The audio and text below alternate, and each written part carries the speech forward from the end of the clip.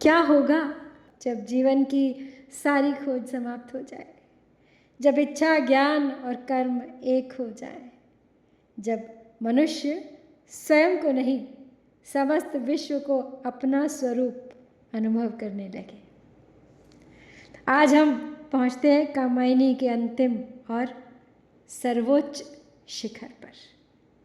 तो ये जो अंतिम भाग है आनंद सर्ग का, ये केवल इस सर्ग का अंतिम भाग नहीं है, ये तो समागम है कामायनी महाकाव्य की संपूर्ण दार्शनिक, आध्यात्मिक, मनोवैज्ञानिक और भावनात्मक यात्रा का, जो चिंता से चल के पहुँचे आनंद तक, जो प्रलय से आरंभ हुई और अंत हुआ समरसता में, जो विखंडन से प्रारंभ हुई थी और समाप्त हो रही है अब एकत्व में।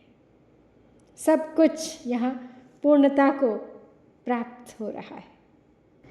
प्रलय के जल से आरंभ हुई वो यात्रा, चिंता, आशा, श्रद्धा, काम, वासना, कर्म, ईर्ष्या, ईड़ा, संघर्ष, निर्वेद, दर्शन, रहस्य और अंततः आनंद पे आ पहुंची है। मानव चेतना के समस्त आयामों की यात्रा के बाद अब प्रसाद जी हमें उस अवस्था में ले आते हैं जहाँ संपूर्ण सृष्टि एक ही संगीत बन जाती है। जिस मुरली के निस्वन से यह शून्य रागमय होता, वह कामायनी विहसती अग जग था मुखरित होता। क्षण भर में सब परिवर्तित अणु अणु थे विश्व कमल के, पिंगल पराग से मचले आनंद सुधारस छलके।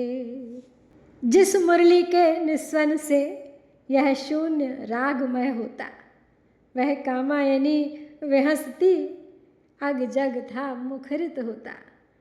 क्षण भर में सब परिवर्तित अणु अणु थे विश्व कमल के, पिंगल पराग से मचले आनंद सुधारस छलके। तो जिस प्रकार मुरली की ध्वनि से सुना अंतरिक्ष मधुर रागिनी से भर जाता है, उसी प्रकार जब कामायनी हंसती थी तो उसकी हंसी की शोभा से सारा संसार आनंद से प्रेम परिपूर्ण हो जाता है। श्रद्धा की अद्भुत मुस्कुराहट को देखते ही कैलाश पर्वत के समस्त प्राणियों में देखते ही देखते परिवर्तन हो गया। उस समय सभी प्राणियों के हृदय में प्रेम का आवेग उसी प्रकार झलकने लगा जिस प्रकार कमल के फूल में पीला पुष्प रस झलकने लगता है, और सभी के हृदय उसी छलकते हुए मकरंद के समान आनंद का सुधा रस बरसाने लगे। जिस मुरली के निस्वन से, अब मुरली यहाँ कृष्ण की बांसुरी मात्र नहीं है, ये तो ब्रह्मनाद है, सृष्टि का मूल संगीत। जिस क्षण यह नाद प्रकट होता है, शून्य भी रागमय हो जाता है। वह कामायनी विहसती। श्रद्धा अब केवल पात्र नहीं रही है इस काव्य का, वो विश्व प्रेम का प्रतीक बन गई है। उसकी मुस्कान से जगत मुखरित हो उठता है। प्रेम स्वयं सृजनात्मक शक्ति बन जाता है। अति मधुर गंध वह बहता, परिमल बूंदों से सिंचित, सुख स्पर्श कमल के सर का, कर आया रज से रंजित। जैसे असंख्य मुकुलों का मादन विकास कर आया, उनके अछूत अधरों का कितना चुंबन भर लाया। अति मधुर गंध वह बहता, परिमल बूंदों से सिंचित, सुख स्पर्श कमल केसर का, कर आया रज से रंजित। जैसे असंख्य मुकुलों का मादन विकास कराया, उनके अछूत अधरों का कितना चुंबन भर लाया। जिस समय श्रद्धा मुस्कुराई तो उसकी मुस्कुराहट से कैलाश पर्वत पर अत्यंत मनोरम दृश्य उपस्थित हो गया। इसी कारण वहाँ फूलों के रस की बूंदों से सींचा जाकर तथा कमल केसर का बड़े आनंद से स्पर्श करता हुआ और उसके सुगंधित पदार्थ को ग्रहण करके पवन अत्यंत मधुरता के साथ धीरे धीरे चलने लगा। उस सुगंधित पवन को स्पर्श करके ऐसा प्रतीत होता था जैसे वह असंख्य कलियों का मस्ती से भरा हुआ विकास करके लौट रहा हो और उनके अछूते अधरों का उसने अनेक बार चुंबन किया हो। अति मधुर गंध वह बहता, या वह वायु भी आनंद का दूत बन गई है। सुगंध भारतीय काव्य में सदैव सूक्ष्म चेतना का प्रतीक रही है। ये वो अवस्था है जहाँ आनंद दिखाई नहीं देता, केवल अनुभूत होता है। अछूत अधरों का चुंबन, ये सौंदर्य का एक बहुत ही सूक्ष्मतम बिंब है।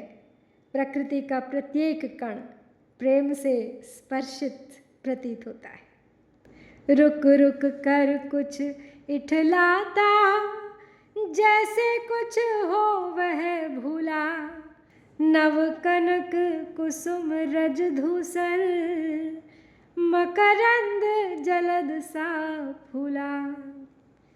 जैसे वन लक्ष्मी ने ही बिखराया हो केसर रज, या हेमकूट हिम जल में झलकाता परछाई निज।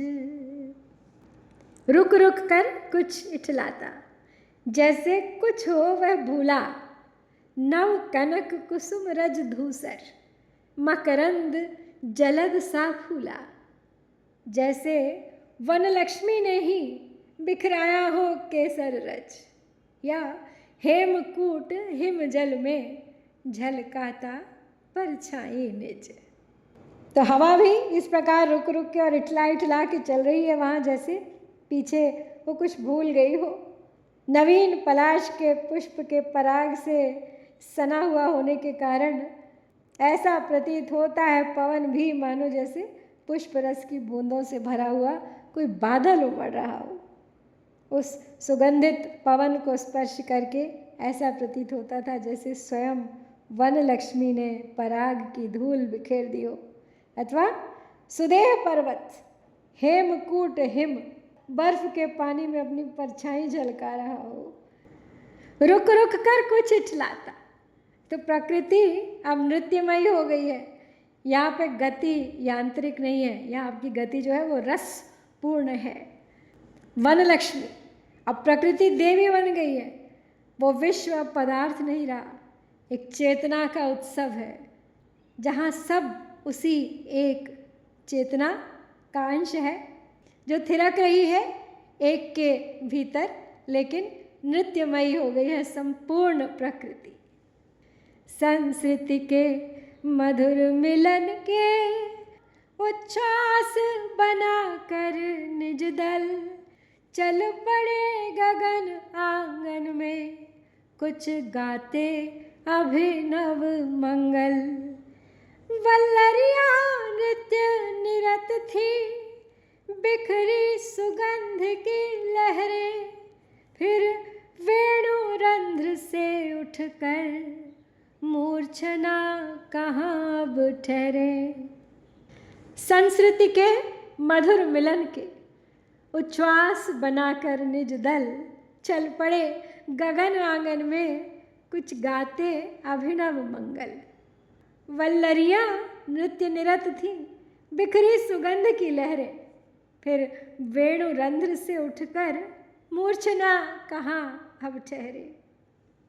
तो उस पवन से जो मधुर ध्वनि निकल रही थी वो ऐसी प्रतीत होती थी जैसे किसी विरहिणी की भांति यह सृष्टि भी मधुर मिलन की आशा से लंबे लंबे सांस भर रही हो, और वो सांसें ही इकट्ठी होकर आकाश के आंगन में कुछ नवीन मांगलिक गीत गा रही हो। और उस सुगंधित पवन के स्पर्श से हिलती हुई लताएं, उन पर लगी हुई वल्लरियाँ ऐसी प्रतीत होती थी जैसे कि वो किसी आह्लाददायक नृत्य में लीन हो। उस पवन के कारण चारों ओर सुगंध की लहरें फैल गईं और बांस के छेदों में भरकर उसने एक ऐसी मधुर ध्वनि उत्पन्न कर दी, वेणु रंध्र से उठकर, जो संगीत की लय को भी चुनौती देने वाली थी। एक तरह से सोचने पे मजबूर करती है कि कैसे बनी होगी बांसुरी। संस्कृति के मधुर मिलन के ये एक तरह से संपूर्ण सृष्टि का विवाह उत्सव है मानो। आकाश और पृथ्वी, जड़ और चेतन, ज्ञान और श्रद्धा, सबका मिलन, मिलन का अवसर, एकात्म का अवसर। गाते अभिनव मंगल, तो ये ब्रह्मांडीय मंगल गान ही तो है, जैसे संपूर्ण अस्तित्व एक आनंद उत्सव मना रहा हो।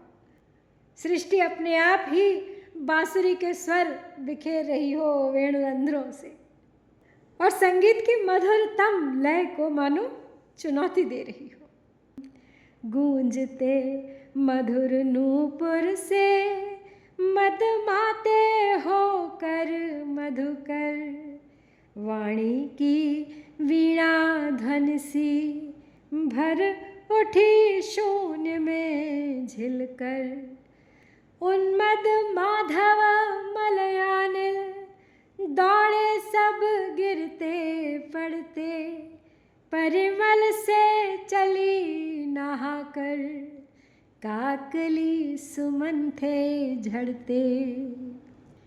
गूंजते मधुर नूपुर से मदमाते होकर मधुकर, वाणी की वीणा ध्वनि सी भर उठी शून्य में झिलकर, उन्मद माधव मलयानिल दौड़े सब गिरते पड़ते, परिमल से चली नहाकर, काकली सुमन थे झड़ते।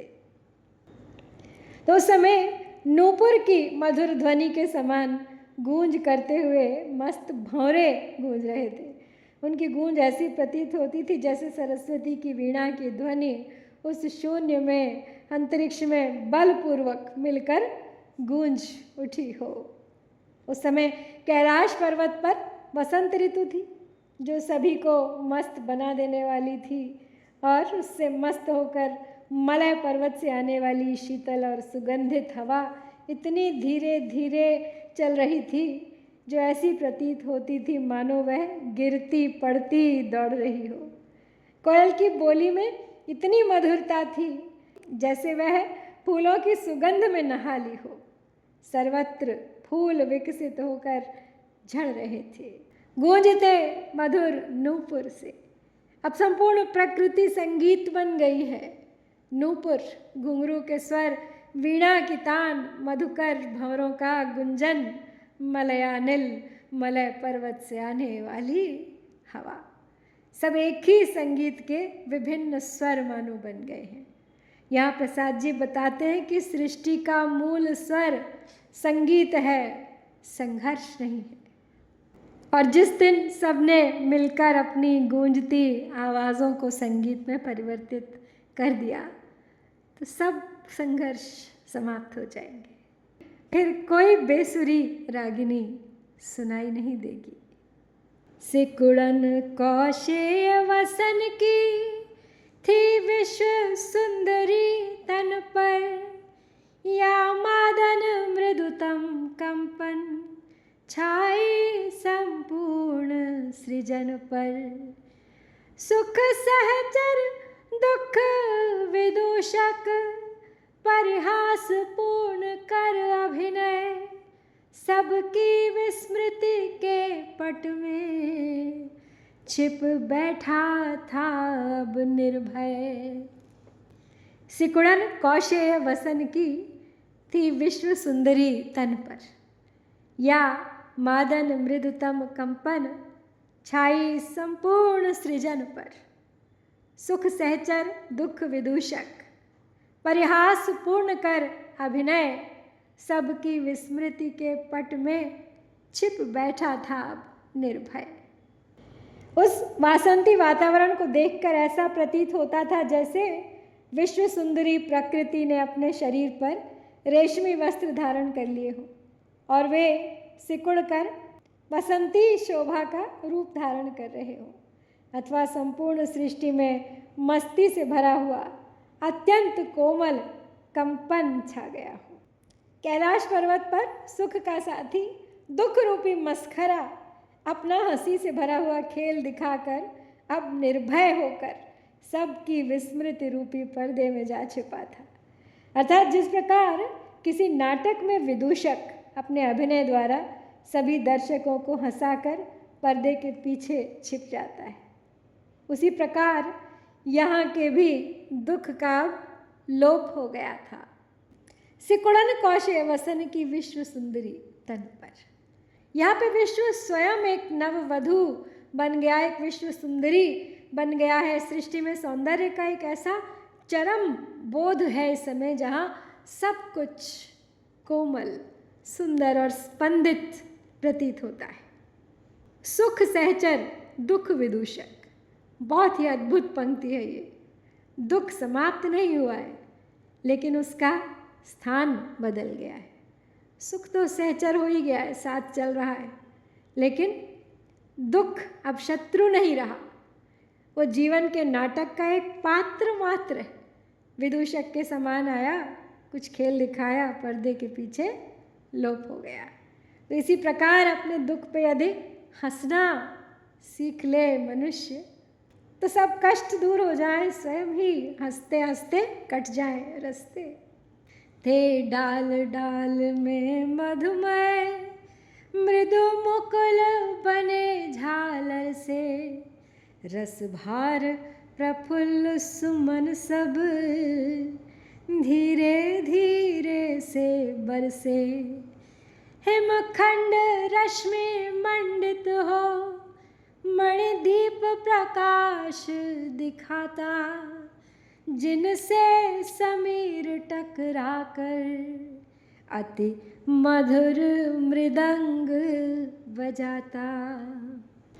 थे डाल डाल में मधुमय, मृदु मुकुल बने झालर से, रस भार प्रफुल्ल सुमन सब, धीरे धीरे से बरसे।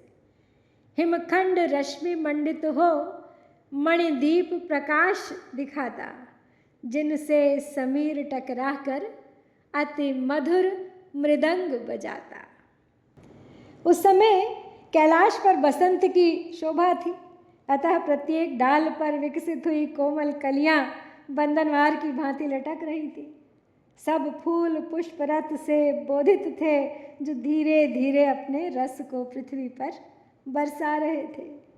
बर्फ के टुकड़ों पर पड़ी हुई चंद्रमा की किरणों से वे टुकड़े इस प्रकार चमकते थे जैसे मणियों से बने हुए दीपक प्रकाश फैला रहे हों। उन टुकड़ों से टकराकर चलती हुई हवा एक मृदंग के समान अत्यंत मधुर ध्वनि निकालती थी। थे डाल डाल में मधुमय, तो ये पूर्णता का चित्र है। यहाँ पे हर शाखा पे फूल है, हर फूल में रस है और हर रस में आनंद है। और मृदंग बजा रही है प्रकृति। प्रकृति का प्रत्येक स्पर्श एक प्रकार का संगीत उत्पन्न कर रहा है। संगीत मनोहर उठता, मुरली बजती जीवन की, संकेत कामना बनकर बतलाती दिशा मिलन की। रश्मियाँ बनी अप्सरियाँ थी अंतरिक्ष में नचती, परिमल का कण कण लेकर निज रंग मंच थी रचती। संगीत मनोहर उठता, मुरली बजती जीवन की, संकेत कामना बनकर बतलाती दिशा मिलन की। रश्मियाँ बनी अप्सरियाँ अंतरिक्ष में थी नचती, परिमल का कण कण लेकर निज रंग मंच थी रचती। कैलाश पर्वत पर सभी लोग सुखी और भेदभाव को भूले हुए थे।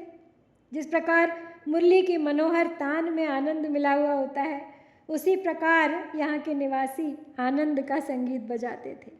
अर्थात प्रत्येक व्यक्ति का जीवन आनंदपूर्ण था।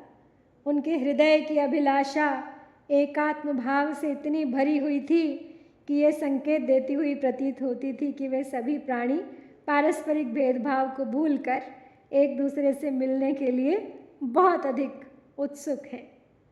कैलाश पर्वत पर रात्रि के समय चंद्रमा की किरणें अप्सराओं की भांति नृत्य करती हुई दिखाई देती थीं और वे फूलों की सुगंध का कण कण लेकर अपने नृत्य के लिए एक रंगमंच तैयार करती थी।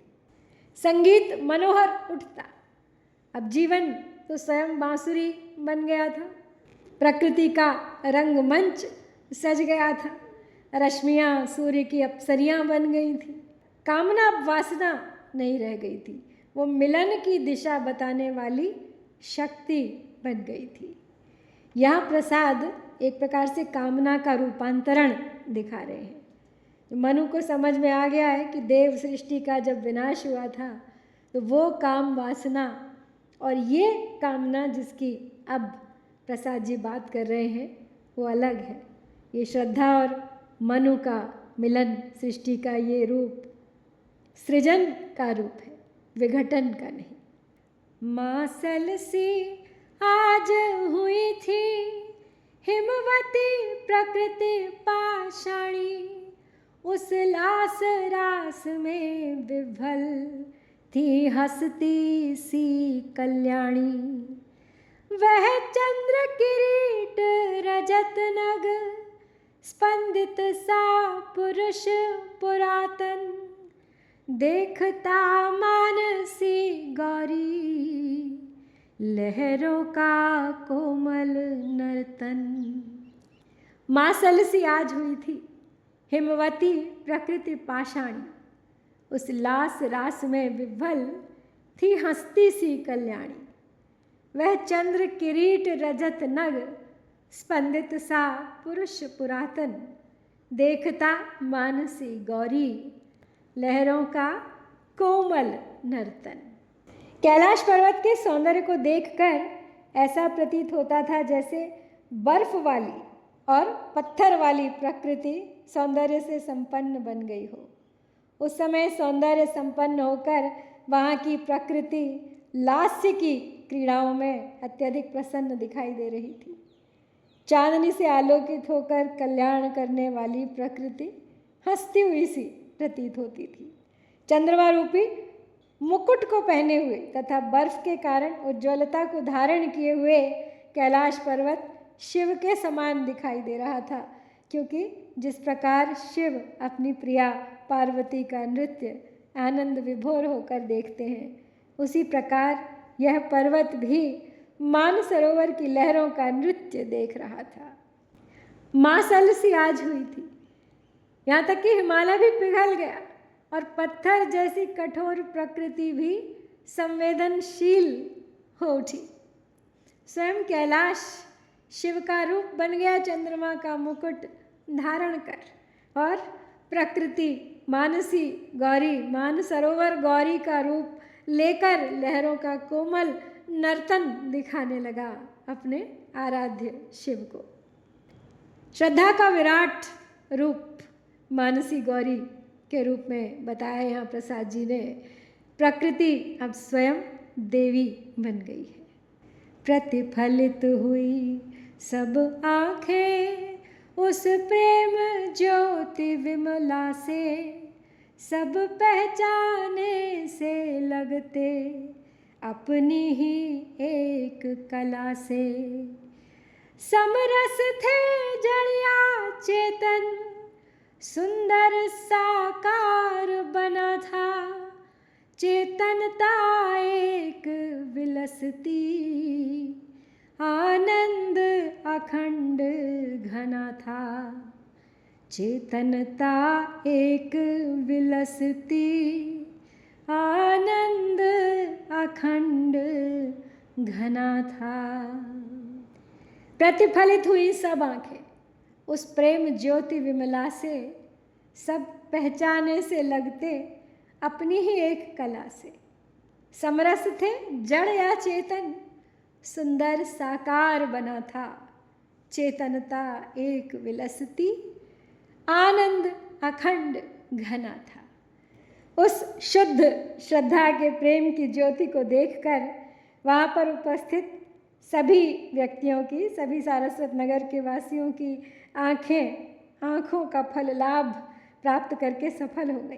अर्थात जो उन्होंने देखा उसकी उन्हें अपेक्षा भी न थी। सभी उस प्रेम को देखकर अत्यंत प्रभावित हुए और स्वयं को धन्य समझने लगे। सभी अपने हृदय में व्याप्त परम ज्योति के एक ही अंश को जानकर सब एक दूसरे के लिए परिचित से लगने लगे थे। अर्थात सब भेदभाव भूलकर एकात्म हो गए थे सभी।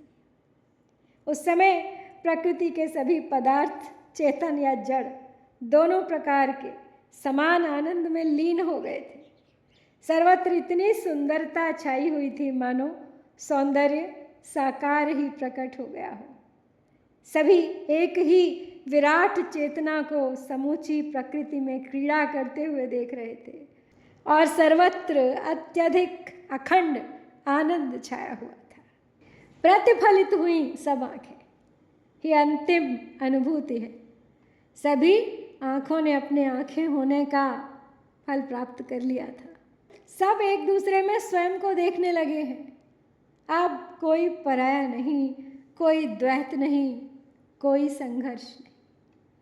समरस थे जड़ या चेतन, ये कामायनी का अंतिम सूत्र है।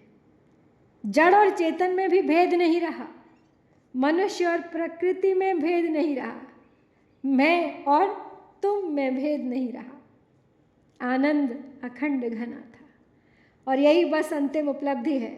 आनंद जो न सुख है, न भोग है, न उपलब्धि है, वो तो अस्तित्व की मूल अवस्था है, इसका कोई मूल्य भी नहीं है। तो कामायनी की यात्रा में हर सर्ग किसी न किसी मानवीय अवस्था को लेकर लिखा गया है। तो सबसे पहले हमने देखा था चिंता सर्ग, जो विखंडन का प्रतीक था, आशा पुनर्जागरण का प्रतीक, श्रद्धा प्रेम और विश्वास, काम सृजन शक्ति, वासना आसक्ति का प्रतीक थी। कर्म सर्ग सक्रिय जीवन की ओर ले गया तो ईर्ष्या ने विभाजन कर दिया। ईड़ा बुद्धि का प्रतीक थी और निर्वेद ने दे दिया वैराग्य। दर्शन से प्राप्त हुआ आत्मबोध और रहस्य सर्ग ने कराया सबका समन्वय और आनंद सर्ग स्थित हो गया समरसता में। कामायनी का अंतिम सर्ग है आनंद और आज ये आनंद सर्ग का भी अंतिम भाग है। बड़े ही भारी मन से मुझे ये कहना पड़ रहा है कि हमारी कामायनी की यात्रा भी आज समाप्त होने वाली है। कुछ प्रश्न हैं जो कामायनी को लेकर अक्सर उठते हैं, उनके भी उत्तर दे देती हूँ मैं आपको। सबसे पहले कामायनी का केंद्रीय संदेश क्या है? मानव जीवन में श्रद्धा, ज्ञान और कर्म के समन्वय से ही आनंद संभव है, यही कहती है कामायनी। मनु कौन है? मनु को संपूर्ण मानवता का प्रतीक माना गया है। तो मानवता जिन उतार चढ़ावों से होकर गुजरती है, अच्छे बुरे, सकारात्मक नकारात्मक, सभी को मनु ने जिया है और पहुँचे हैं अंत में आनंद तक। श्रद्धा क्या है?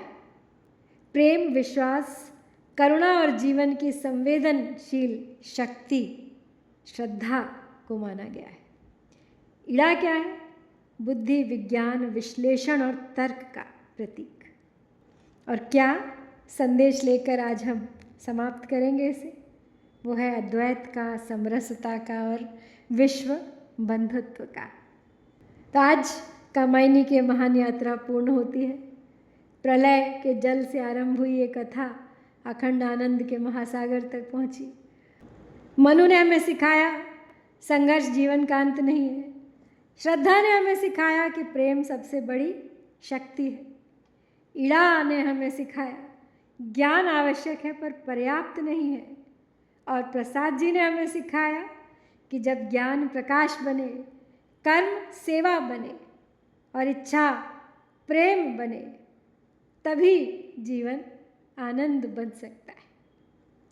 तो इसी संदेश के साथ हम कामायनी की इस दिव्य यात्रा को समाप्त करते हैं, प्रणाम करते हैं और अपने जीवन में समरसता को स्थापित करने का प्रण लेते हैं।